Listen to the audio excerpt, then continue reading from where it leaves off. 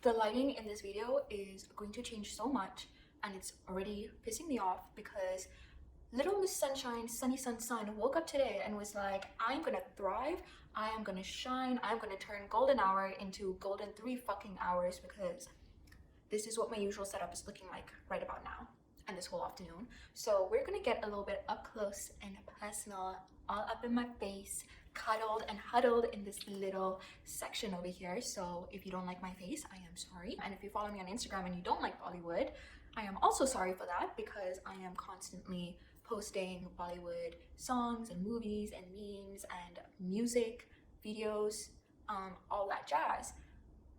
But listen up.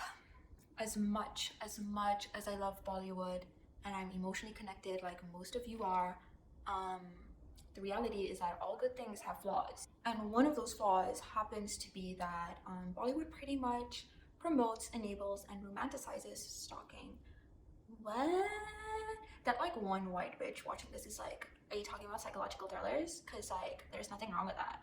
No, I am talking about full-blown heroes sexually harassing and stalking women and it being portrayed as love. Yeah. On that note, welcome back to my channel. I'm Andrea, and if you're new here, I usually go by the handle Desi Glow.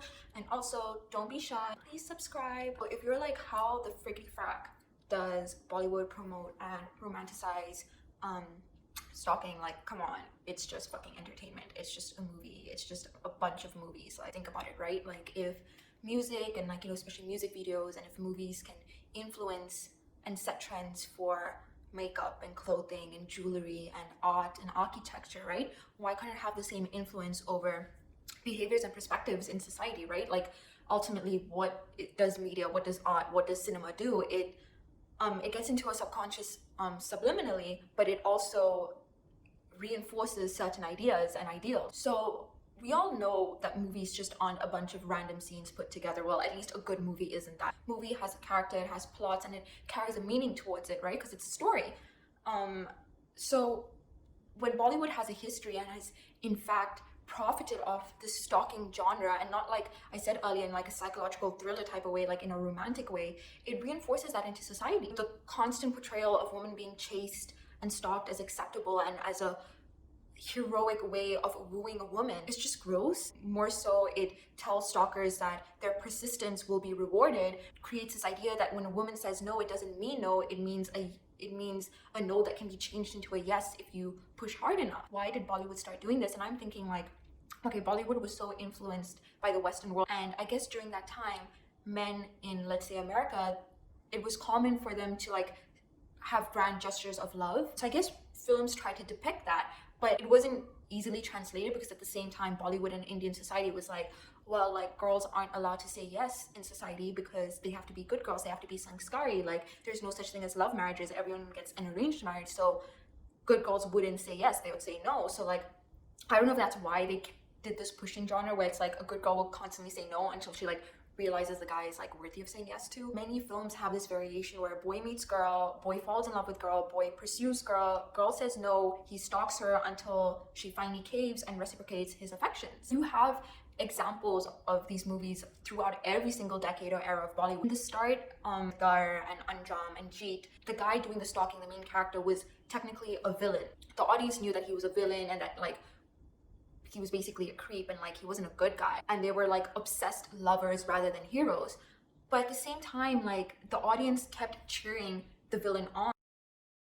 Yash Chopra's Dar, where Shah Rukh Khan literally was obsessed with a woman who's engaged to someone else.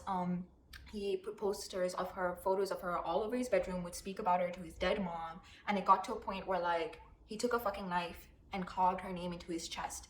And the audience was like, that is so good, that is true love, I should do that. Like, literally, the audience was sitting there clapping at this man when she doesn't even like him. Like, can we just process that? He ends up kidnapping her and forcing her into marriage, but like, obviously, like, something else happens in the end. You have Tere Naam, which Salman Khan was like literally a fucking thug, proper bad boy villain, like not even cute bad boy like James Dean, like proper thug. These characters are obviously evil, but the actors somehow like got a deep sense of sympathy from the viewers, and it like eliminated the fact that like what they were doing was actually really wrong. Most prominent movies, in fact, from our childhood, like if you're a 90s baby, like the 90s and 2000 Hindi movies, a lot of them that we love and cherish, a lot of the good guys, like the actual good decent heroes in these movies, stalk. I know you're gonna get so defensive when I say some of these names, but like genuinely go back and rewatch these movies and you'll realize how creepy it is.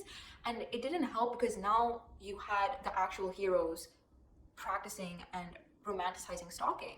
Some examples are BB number one, DDLJ, Ishq, Chalte Chalte, Savaria, Dil Se. Oh my god, I rewatched Dil Se a year ago and I literally puked in my mouth. Like, he sexually assaults her and she has a very clear panic attack, completely shuts down and like has a full-on breakdown in the movie, and it was passed off as romantic, and then at the end they like commit suicide together.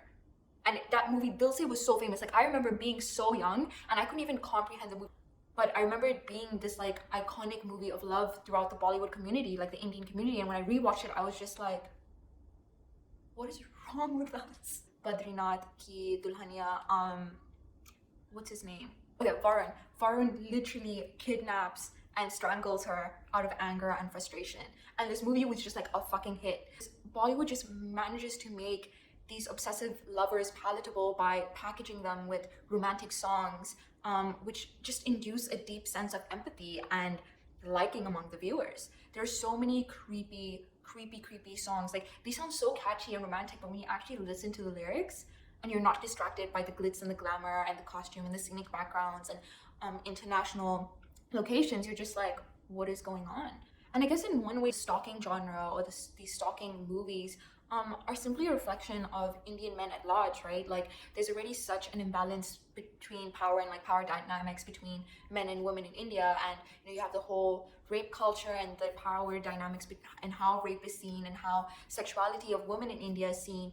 And I think that in general, men in India have a high sense of entitlement where because they expect women to be so submissive, they think they can get anything they want, or they expect to get what they want. You pair this deep-rooted sense of entitlement with movies, like culturally significant movies that tell men that if you pursue a woman enough, if you persuade her, if you push her, if you do these grand gestures of love, which is stalking, she will say yes. She has to say yes because you have the right to get a yes from her. You have a right to her body, to her love, to her affection, because how you feel about her. These movies in general, right, they romanticize the idea of falling in love with someone you don't even know. Like, it's taking love at first sight to another height, another level of intensity. You know, there's no difference between lust, love, infatuation. It's like you meet this girl that you're attracted to, and instead of just admiring her beauty, you're like, fuck, she's beautiful, I have to marry her, this is love, I have to get her. And you just chase her relentlessly. And I think that's also like a reason why so many creepy Indian men, especially older men, just feel entitled. Slide into your LinkedIn, slide into your Instagram, slide into your Facebook, and tell you, I love you, you're so beautiful, I love you, I want to marry you. And like, even if they have a wife or whatever, but it's like in their head, if they find you attractive, they're entitled to tell you that and tell you that they love you and that they want you. Nearly 4 out of 5 women in India have faced public harassment, ranging from staring, insults, catcalling, to being followed, groped, and raped. Many acid attack victims actually have very disturbing personal narratives of how rejecting a stalker caused like these stalkers to throw acid on them and to attack them and cause disfigurement and a lifetime of trauma. If you look in the media, there's just a huge amount of stories of stalkers raping and attacking their victims and, you know, burning them alive, hurting them physically because they couldn't handle rejection. So many cases of like beheading in public spaces, women being murdered in homes, in their workplaces, in classrooms, just because of rejection, you know. There was, and this case, like, I genuinely think that Dil Se had something to do with this case because it just reminds me so much of the end of the movie. You know, the stalker went into the house of a schoolgirl and set himself and set her on fire, and like he hugged her. I think one of the strangest cases I read while doing research on this was this 32-year-old man in Australia, like Indian man, right? He worked as a security guard. He had been stalking 2 women, and he was taken to court, and his lawyer and him used the excuse that he had been, not excuse, but like the reason that he was wrongly influenced by Bollywood and he got away with it. Like, they proved that Hindi movies contributed to his belief that women would eventually fall in love with him if he continued to persuade them. The lawyer said that many men in India would not realize that this act is actually a criminal offense. And if you actually look at a lot of cases within the South Asian region, a lot of these men say they take inspiration from Bollywood, and how would they know better? And at this point, it's like, shouldn't Bollywood step up and realize there's so many things that Bollywood needs to step up and realize, whether it comes to nepotism and colorism and sexism and male gaze. But it's like, there's so many cases of stalking and linking it to Bollywood movies. Shouldn't they fucking know better? There's so many articles on it and so many press conferences, and even some celebrities have spoken about it. Oh, Bollywood being Bollywood, don't give a fuck, and they're just continuing to release movies. I think the last movie was Toilet by Akshay Kumar. As educational as it was, it completely normalized stalking. Please do not take your safety for granted. I know a lot of girls, I put up a poll on my Instagram, over 80% of you have encountered some form of stalking, or a male that thought he had the right to stalk you and persuade you into saying yes. If you watched my Instagram story this week, you would know that I got followed by a car, and it was really, really creepy. Like, there's so many fucking creeps out there, and you just can't take it for granted. So please be safe about what you upload on social media. Please be aware of your surroundings when you're walking public spaces and taking public transport.